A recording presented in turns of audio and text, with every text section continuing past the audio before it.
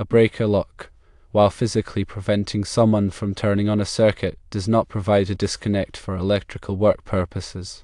The National Electrical Code, or NEC, mandates that a disconnect be a switch or a circuit breaker that is clearly identified as such and capable of being locked in the off position. A breaker lock typically does not meet this specific definition.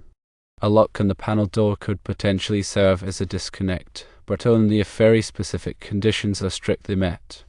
Firstly, the key must be on the site and readily accessible during the inspection. Secondly, the inspector must verify that the panel is properly secured and all relevant circuit breakers are confirmed to be in the off position. Thirdly, the lock used must be a dedicated keyed lock and not a combination lock or a simple padlock. An inspector's opinion that breaker locks and panel door locks somehow relieve liability is often not well founded in code or best practice. These measures typically do not fully comply with the NEC requirements and therefore do not provide a reliably safe disconnect for electrical work. It is strongly recommended to always use a proper disconnect. This means installing a disconnect switch or circuit breaker that fully meets all the specific requirements outlined in the NEC. In addition, ensure easy and unobstructed access to the disconnect. Provide clear, concise instructions on exactly where the disconnect is located and detailed instructions on how to properly access it. Where physically and financially feasible, consider creating a dedicated electrical workspace with ample clearance to allow equipment to be safely pulled out for any necessary servicing. While breaker locks and panel door locks might provide a perceived sense of enhanced security, they are not a substitute for a proper disconnect device. Inspectors are expected to consistently enforce the NEC requirements to safeguard the safety of electrical workers and building occupants alike. The primary goal of a disconnect is to completely isolate electrical equipment from its power source, allowing workers to perform maintenance or repairs safely. A proper disconnect ensures that the circuit cannot be accidentally energized while work is in progress, mitigating the risk of electrical shock or other injuries. The NEC provides detailed guidelines on the types of disconnects that are acceptable and the specific requirements for their installation. These requirements are designed to ensure that the disconnect is reliable, accessible, and capable of safely interrupting the flow of electricity. There are several types of disconnects commonly used in electrical systems, including fused disconnect switches, non-fused disconnect switches, and circuit breakers. Each type of disconnect has its own advantages and disadvantages, and the selection of the appropriate disconnect will depend on the specific application and the requirements of the NEC.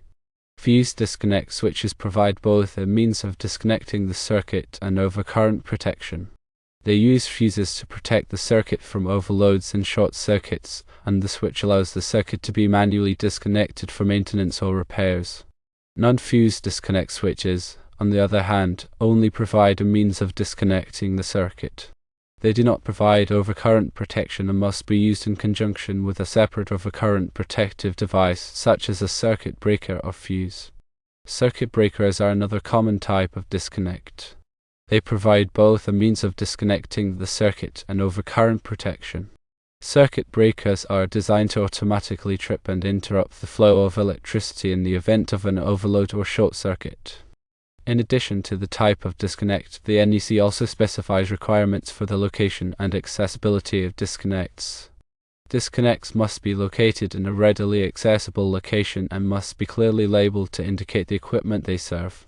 They must also be capable of being locked in the open position to prevent accidental energization of the circuit during maintenance or repairs.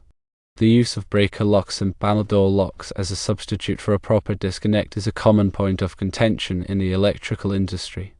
While these measures may provide some level of security, they do not meet the requirements of the NEC and do not provide the same level of safety as a proper disconnect. Breaker locks, for example, only prevent someone from turning on a circuit breaker. They do not prevent the circuit from being energized from another source, and they do not provide a means of safely disconnecting the circuit for maintenance or repairs. Panel door locks, similarly, only prevent unauthorized access to the electrical panel. They do not provide a means of disconnecting the circuit, and they do not prevent the circuit from being energized if the panel door is open. In addition to not meeting the requirements of the NEC, breaker locks and panel door locks can also create a false sense of security. Workers may assume that the circuit is de-energized when it is not, leading to potentially dangerous situations. For these reasons, it is essential to always use a proper disconnect when performing electrical work. This will ensure that the circuit is completely de-energized and that workers are protected from electrical shock or other injuries. In addition to using a proper disconnect, it is also important to follow safe work practices when performing electrical work.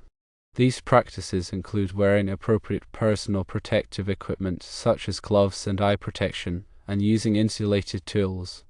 It is also important to verify that the circuit is de-energized before beginning work and to use a voltage tester to confirm that the circuit is safe to work on. By following these safe work practices, you can minimize the risk of electrical shock or other injuries. Here are some additional recommendations for ensuring electrical safety. Firstly, always de-energize circuits before working on them.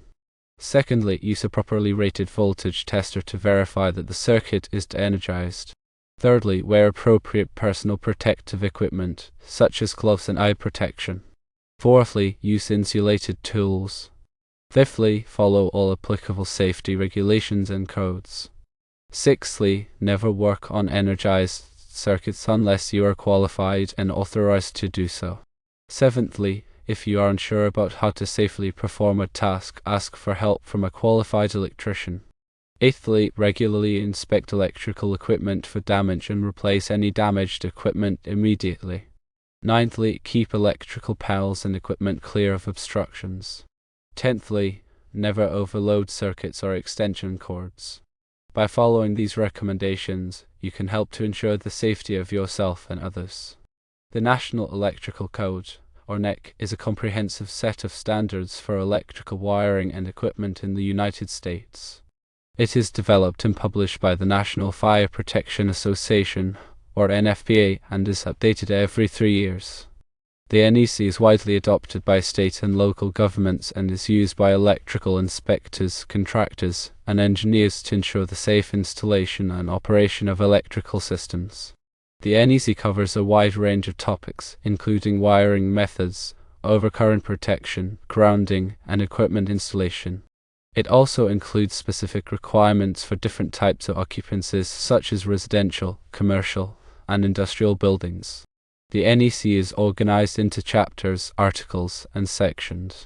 Chapters are the broadest divisions of the code and cover general topics such as wiring methods and overcurrent protection.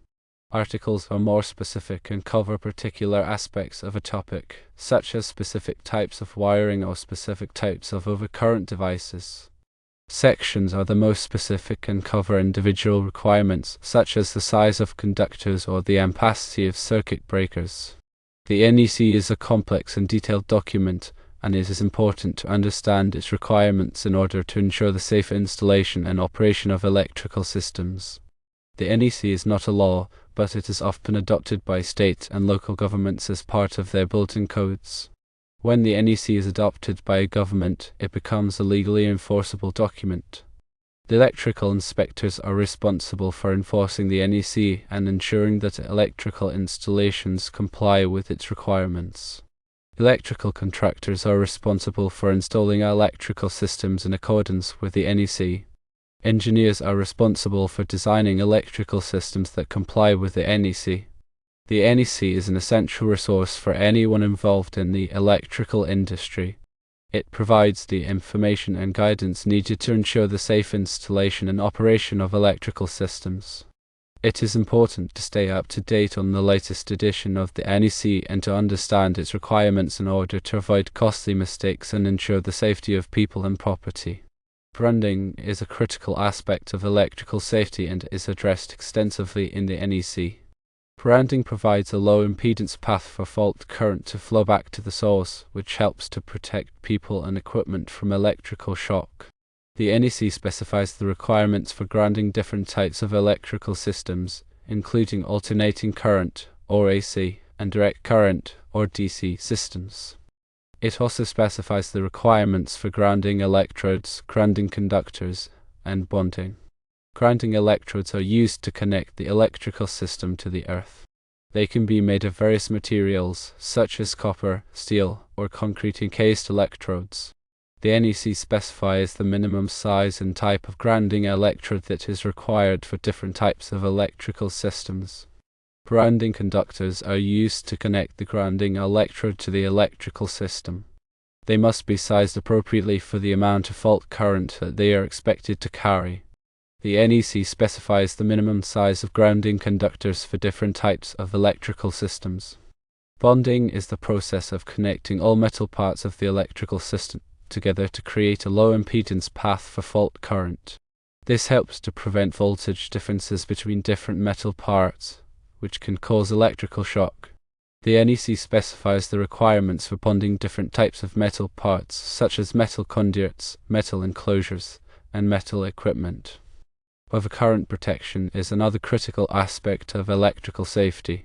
Overcurrent protection devices, such as circuit breakers and fuses, are designed to protect electrical circuits from overloads and short circuits. Overloads occur when the current in a circuit exceeds its rated ampacity. Short circuits occur when there is a low resistance path between two conductors in a circuit.